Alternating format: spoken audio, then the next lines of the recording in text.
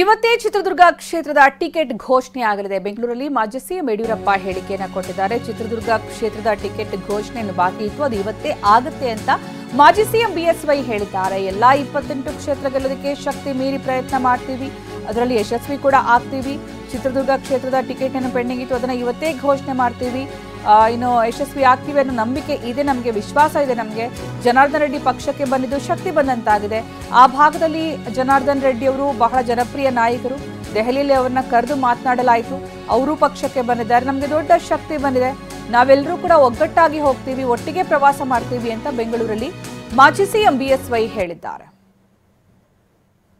Announce ಮಾಡ್ತಾರೆ Chitradurga sir. ಏನು ಒಟ್ಟಾರೆ ಭರವಸೆ ಸರ್? ನಿನ್ನೆ 4 ಸೀಟ್ ಅನೌನ್ಸ್ ಆಗಿದೆ ಸರ್. ಈಗ 3-4 ಕ್ಷೇತ್ರಗಳಲ್ಲಿ ಇನ್ನೂ ಬಂಡಾಯ ಇದೆ ಸರ್. ಎಲ್ಲವೂ ಸರಿ ಹೋಗುತ್ತೆ, ಯಾವುದೂ ಸಮಸ್ಯೆ ಇಲ್ಲ. ಇನ್ನೊಂದು ಕ್ಷೇತ್ರ ಇವತ್ತು ನಾಳೆ ಅನೌನ್ಸ್ ಮಾಡ್ತಾರೆ ಚಿತ್ರದುರ್ಗ. 28ಕ್ಕೆ 28 ಗೆಲ್ಲಕ್ಕೆ ನಮ್ಮ ಶಕ್ತಿ ಮೀರಿ ಪ್ರಯತ್ನ ಮಾಡ್ತಾ ಇದ್ದೀವಿ, ಅದರಲ್ಲಿ ಯಶಸ್ವಿ ಆಗ್ತೀವಿ ಅನ್ನೋ ವಿಶ್ವಾಸ ಇದೆ ಸರ್. ಏನು ಒಟ್ಟಾರೆ ಭರವಸೆ ಸರ್? ನಿನ್ನೆ 4 ಸೀಟ್ ಅನೌನ್ಸ್ ಆಗಿದೆ ಸರ್. ಈಗ 3-4 ಕ್ಷೇತ್ರಗಳಲ್ಲಿ ಇನ್ನೂ ಬಂಡಾಯ ಇದೆ ಸರ್.